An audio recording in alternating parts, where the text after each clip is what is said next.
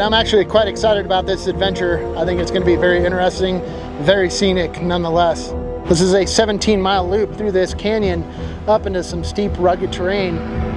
It is chock full of mining history.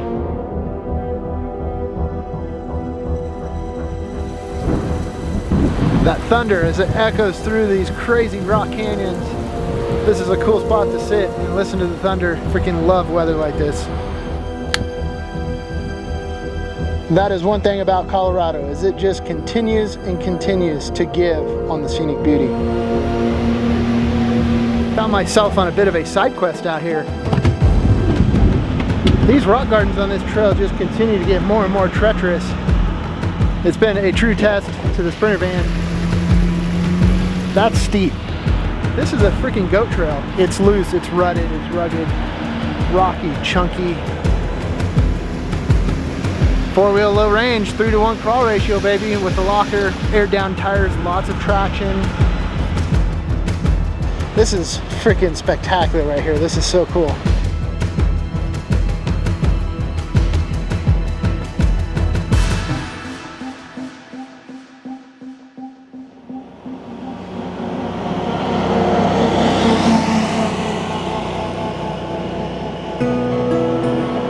So I'm waking up here this morning in the small little mountain town of Lake City, Colorado. Had myself a bit of a stealth camp scenario, just parked right here on the side of the street in downtown Lake City. Just waking up here this morning, figured I'd go for a stroll, scope it out, see what it's all about. Definitely got an interesting little downtown area. They've done a great job of preserving the historical buildings that are laid out here downtown. Now, Lake City was originally incorporated back in 1873 due to the major gold rush that occurred here in this area. With the completion of the first road into the mountains in this region, Lake City served as a supply center for many miners and prospectors flooding into the area. As a supply center, the town boomed to as many as 3,000 to 5,000 settlers.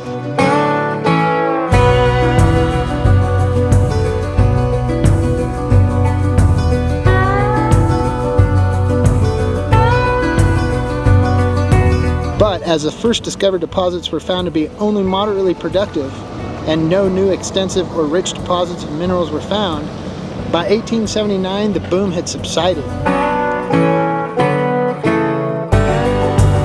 Nowadays, Lake City has a population of about 432 people, but it serves as a major hub and a stopping point for fuel, food, and lodging to the people on UTVs, ATVs, motorcycles, and 4x4s that are up exploring the famous Alpine Loop.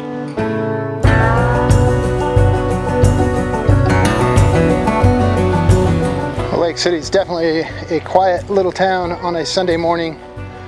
But just south of here, further up into the mountains, is a small town called Creede. I've been hearing a lot about Creede and its history in the mining, so I figured I'd take a cruise up through there, check out the mountains, and check out Creede.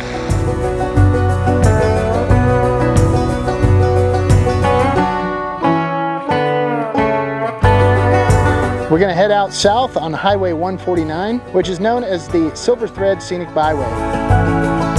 And within just a few miles outside of Lake City, we approach a 9% grade as we head up this steep and windy highway.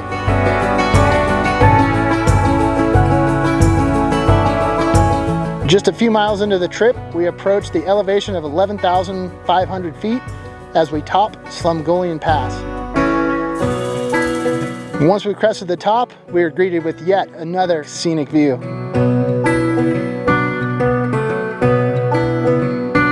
That is one thing about Colorado, is it just continues and continues to give on the scenic beauty.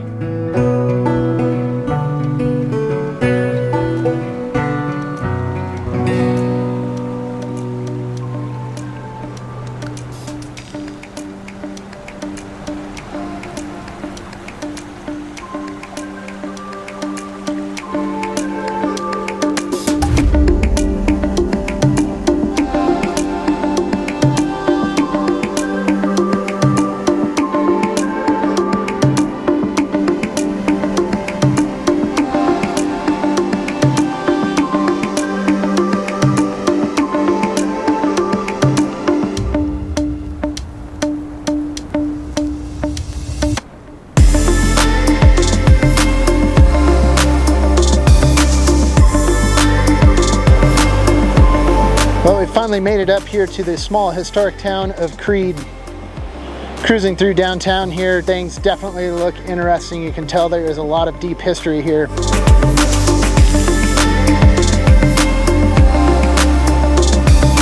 For right now, I'm going to keep moving up through town. I'm going to go explore this deep canyon that's lying just beyond the little town of Creede.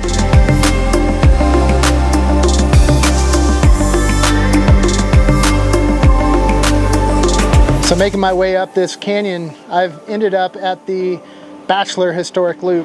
This is a 17-mile loop through this canyon up into some steep, rugged terrain, but evidently it is chock full of mining history. And just here behind me is the site of the old Humphrey Mill. This was a ginormous mill that was used to process silver ore back in the early 1900s.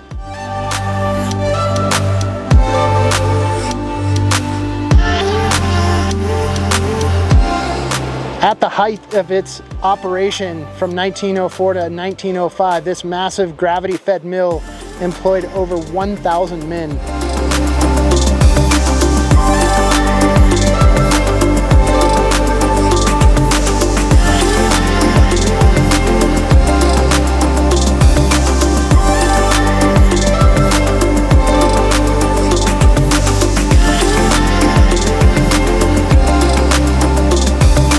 Gravity was used to separate the ore from the waste rock.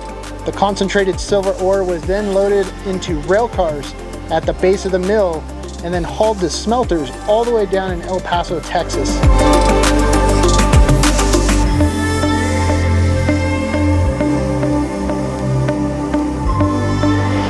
All right, I'm actually quite excited about this adventure. I think it's going to be very interesting, very scenic nonetheless.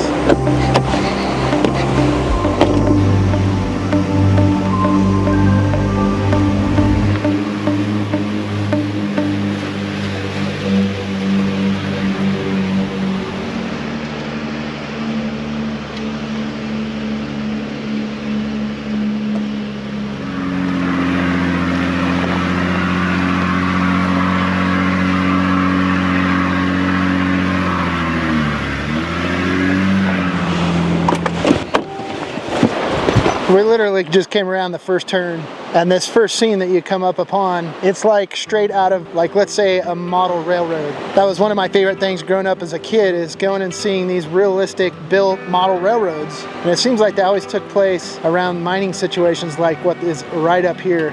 This is freaking spectacular right here. This is so cool.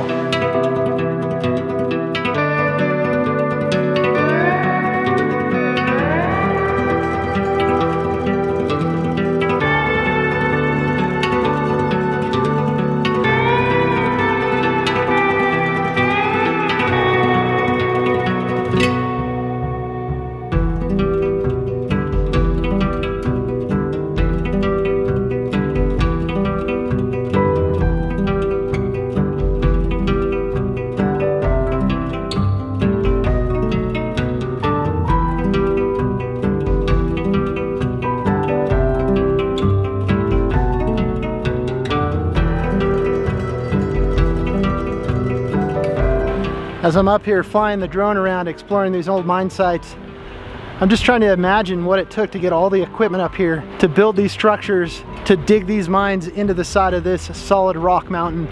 The amount of sheer will and tenacity, I guess that's what gold will do to you. Pretty freaking amazing.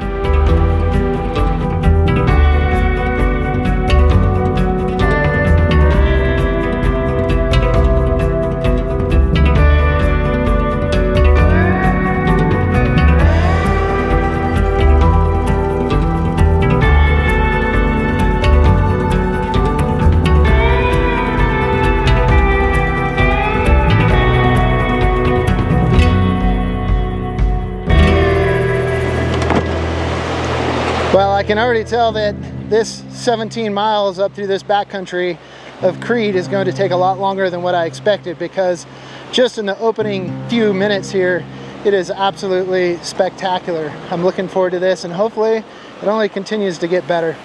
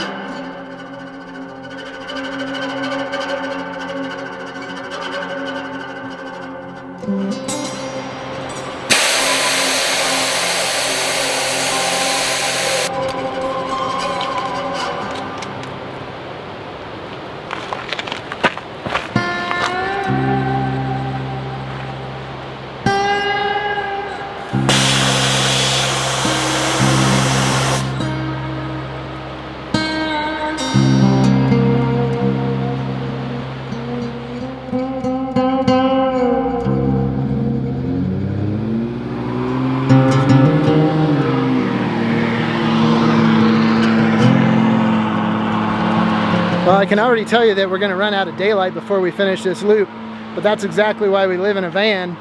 Just pull up, park anywhere, sleep, and then we'll finish the rest of the loop through this mining district tomorrow.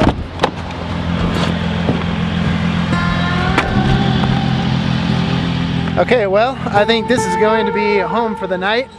The off-road lights came in super handy for finding my way out through some national forest land here this evening after it got dark. But I got myself a really cool camp spot on top of this knoll overlooking the valley where Creede is located. I think that'll make a good home for the evening, and then wake up and go down and explore the town of Creede in the morning for maybe some breakfast or some brunch. Home sweet home. So quick little gear update. Agile Off-Road has figured out how to make use of the factory sunglass holder up here by the rearview mirror. They've actually got a product now where they can install a 12-button Switch Pro. And now I've got control over all of my off-road lights. Conveniently from the driver's seat, it's up out of the way, but it's easily visible to see what's on. And I can reach up and hit those buttons pretty easily. Pretty cool unit right there. All right, so for dinner, I think I'm just gonna jump in here. Now, got access to the Instant Pot.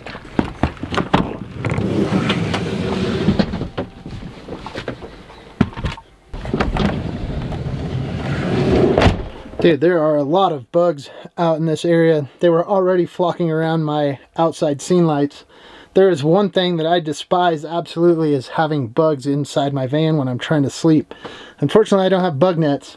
So I guarantee you, if you get inside my van and you're a bug, you're gonna get slapped with a hat, that's for sure. Definitely ready to kick off these freaking boots.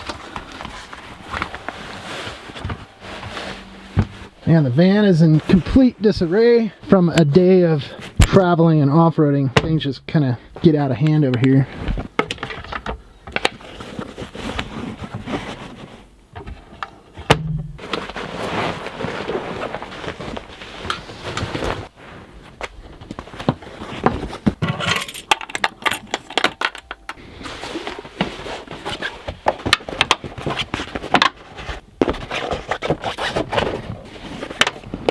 Just like that, a nice, clean, tidy van. That's one thing about living in a small space. I always like to have it clean and tidy.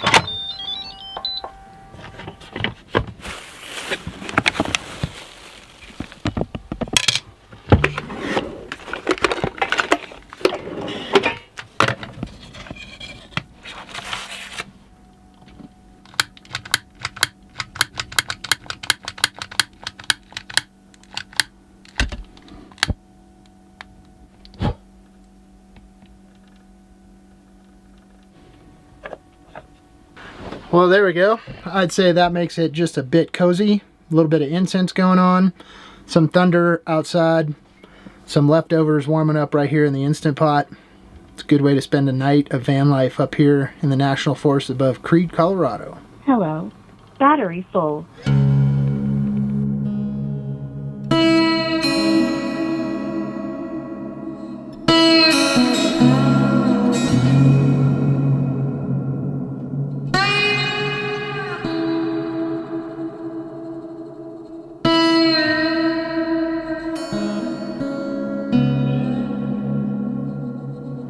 Bon appetit, muchachos.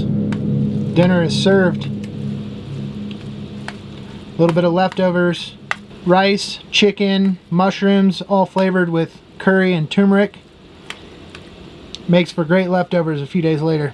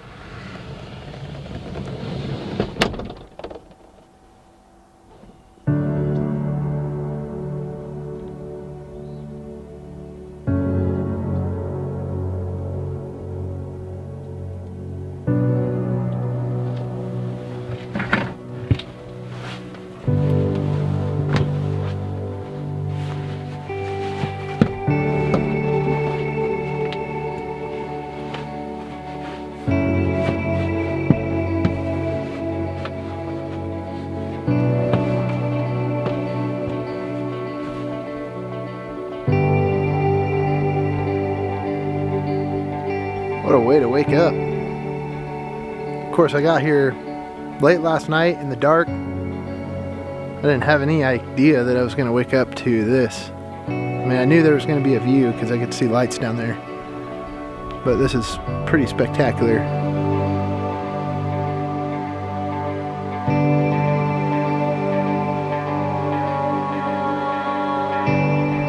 Great views, 360 degrees around, really.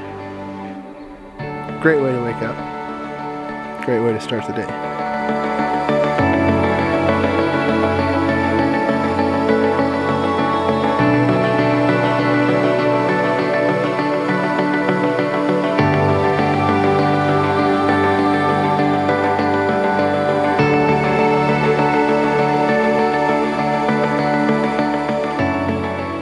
Travel is such good medicine for the soul.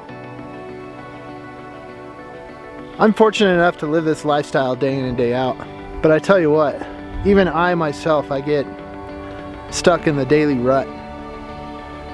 I'll get stuck somewhere where I feel like it's a suction cup, and mentally I feel like I need to stay there for whatever reason, and it drags me down day by day, and as days go on and weeks go on, it gets worse and worse.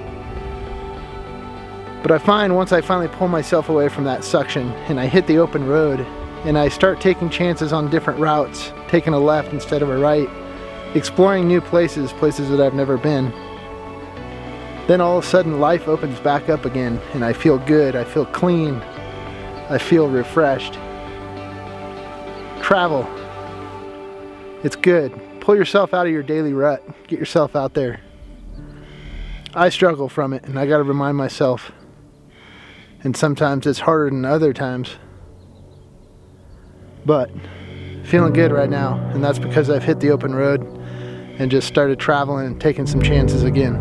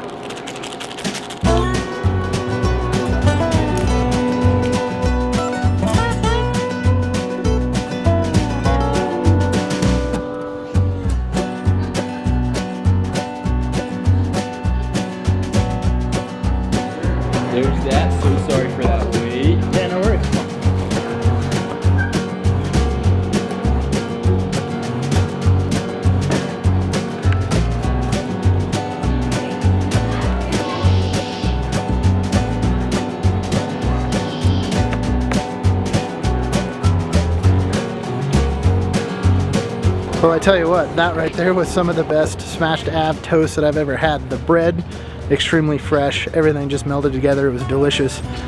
Vita right here in Creede. Good spot for breakfast.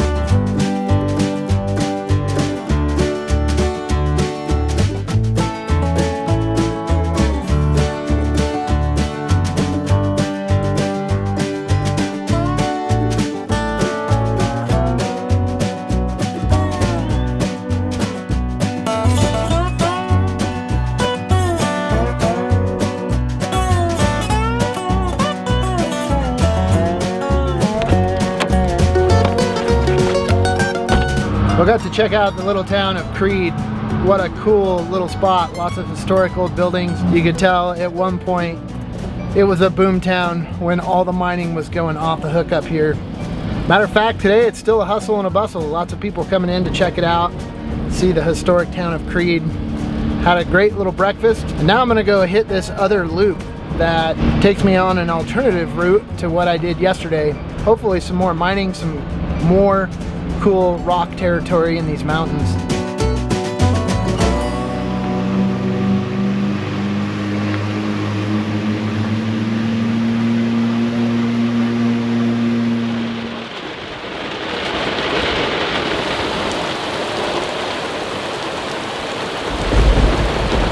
Well, in typical Colorado fashion, I find myself in a torrential downpour. Some crazy rain, hail, and then lightning and thunder starts landing in here on top of everything. This is Colorado. Gonna have to wait this one out here for a few minutes and then it'll probably be nice again and we can continue on our journey.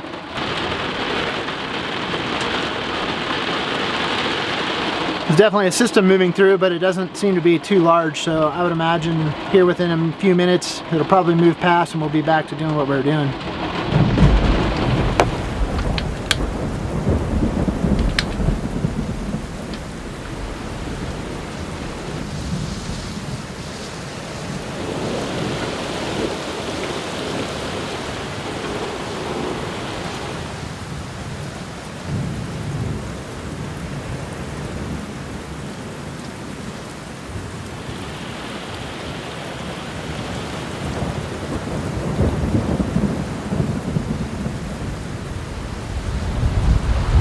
That thunder as it echoes through these crazy rock canyons. This is a cool spot to sit and listen to the thunder. But like I said, just as quickly as the storm rolled in, the storm is now passing through the other side. It stopped raining for now. Now we're just getting remnants of thunder passing through. Very, very cool. I freaking love weather like this.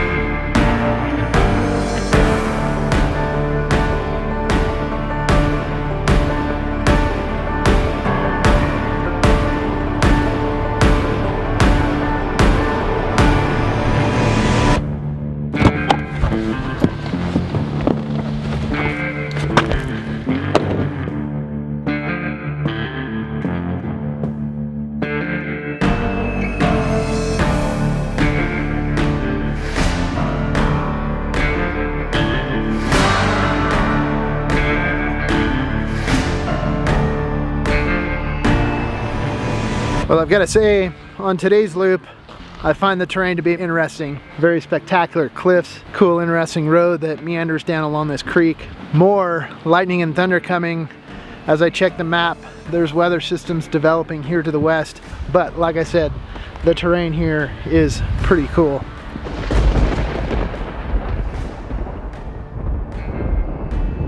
Well, I figure at this point we might as well jump in the van. We'll keep exploring up the trail.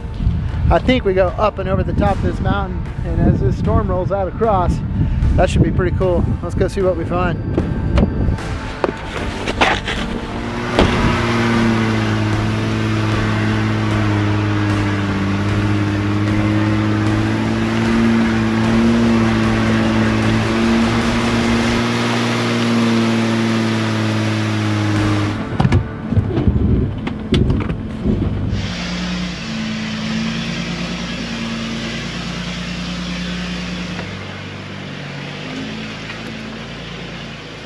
Found myself on a bit of a side quest out here.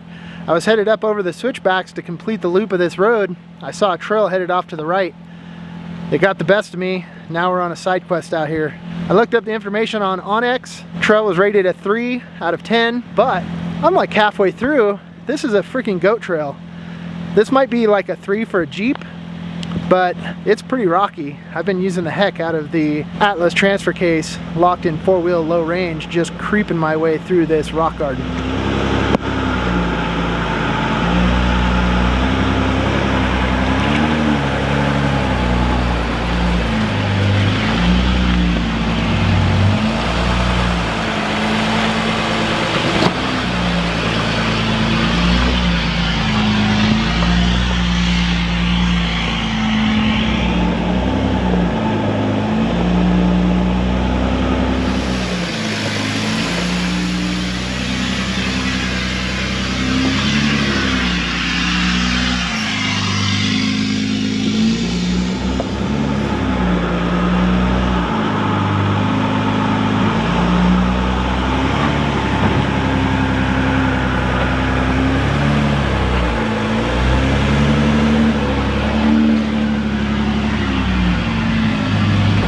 Man, this is just crazy.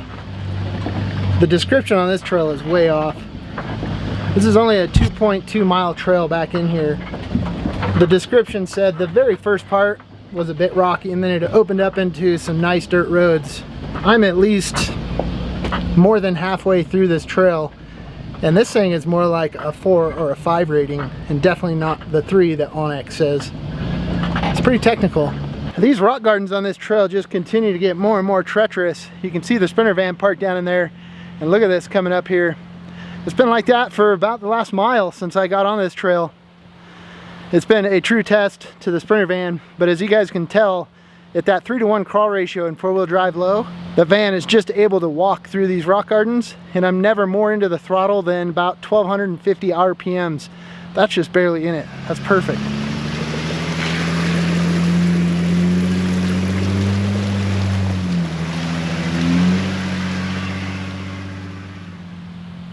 Well, I'd say this is definitely where the Sprinter meets its match. This is definitely not a 3 rating. This is narrow. I can see where other traffic have been going up here. That's too far off camber. Otherwise, I'd have to put the Sprinter van into that tree and then be up against this rock. I'm out here solo doing this all by myself, and that's not a chance that I want to take here this evening, this late in the day. So I'm going to take advantage of the spot that I have right behind me to back up and turn around, and then we'll make our way back out of this trail.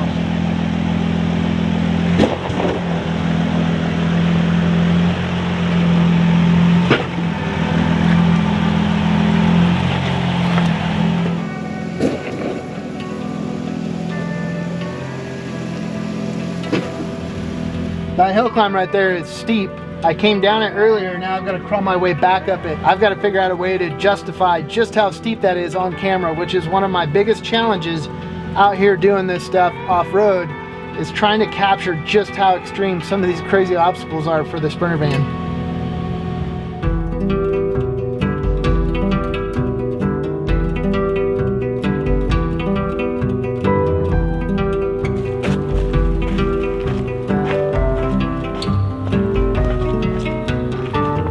Alright, not gonna lie, I'm a little bit nervous about this one, but I think in 4-wheel low range with the rear locker, tires are down, I'm hoping this thing just crawls right up it. Let's see what we got.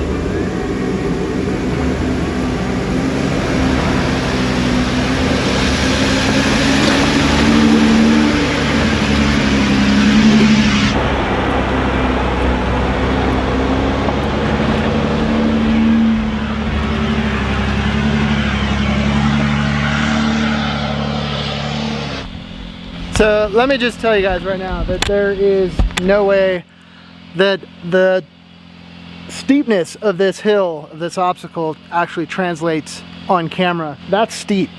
It's loose, it's rutted, it's rugged, rocky, chunky, whatever you want to throw at it for an adjective. That van just freaking walks up it. I know I keep just like freaking out about this thing, but it blows me away every time. Bear in mind, this is a giant 10,000 pound, that's heavy, cargo van. It's tall and it just barrels through these obstacles. 4-wheel low range, 3-to-1 crawl ratio, baby, with the locker, aired down tires, lots of traction, and honestly, that 10,000 pounds really helps with the traction. It's never an issue of traction.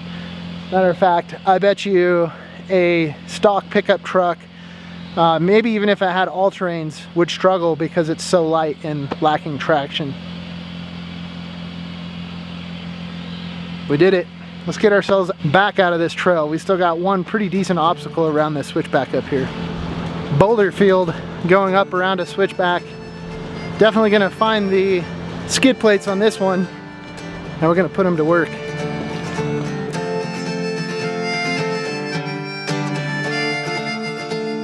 Boulder fields like this mean lots of undulating terrain, which means unloading specific tires as the van creeps and crawls over these rocks. That presents traction issues, and that's where the locker is going to come into play. We'll engage that thing and we'll ensure that no matter what tire is up in the air or on the ground in the rear, we're going to have traction and power moving forward. And then of course we're going to have the front differential engaged in 4-wheel low range. No locker in the front, but at least we'll have one tire up front helping keep the momentum going uphill.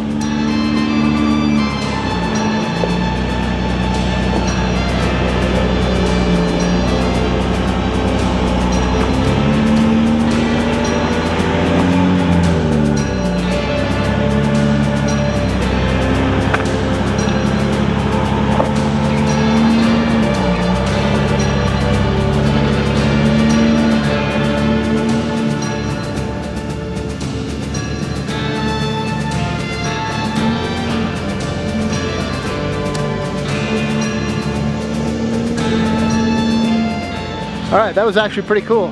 That worked out quite well. That's all about line selection. It's almost like driving through a minefield, trying to pick and choose your way through something that's not going to slam into the skid plates. That was a clean run. Let's go get out of this trail and go enjoy the rest of the view up here.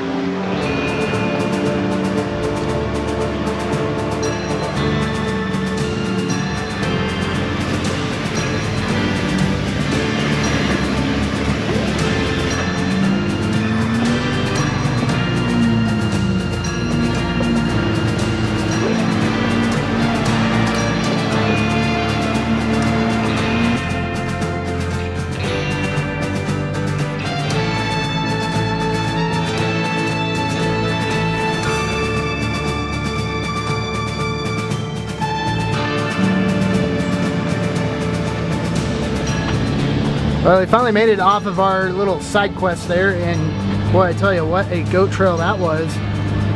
I did a mile in and a mile out, and that took about 2.5 hours. So once I got back out to the main road, I decided I wanted to go ahead and complete the loop that I was on. But boy, I tell you what, that just took off right up the side of the mountain with a few good switchbacks. The rest of this loop is definitely not for the faint of heart. It's steep, it's narrow, and it climbs up here to the top of this mountain. Well, we just got back here to the other main road where it connects, and we've officially completed the second loop today. And I will say for sure, the second loop is much more spicy, especially when you factor in the little side quest that we went on. But then even after that, the switchbacks climbing up and over this mountain, pretty incredible. Wouldn't want to take anything bigger than a Sprinter van, but let's face it, that's about the biggest thing you're going to get out here on the trails anyways. Well, I was able to make it down to safety and out of the mountains, and I tell you what, that was one heck of a spectacular adventure, and it feels good to be back on solid ground. That side quest was gnarly, and it started getting narrow enough to where I started questioning if I was going to hit any sort of dead end. Would I even have room to be able to turn around? So here we are back on solid ground. With that being said, I think that does it for this here Living the Van Life adventure. If you guys are new to the channel, I would love to have you guys be part of the channel by subscribing. Make sure and hit the little bell next to the subscribe button, because that's what's going to notify you anytime videos like this are updated. From here, I'm going to hit the road in search of the next Living the Van Life adventure. Peace out. Keep on trucking.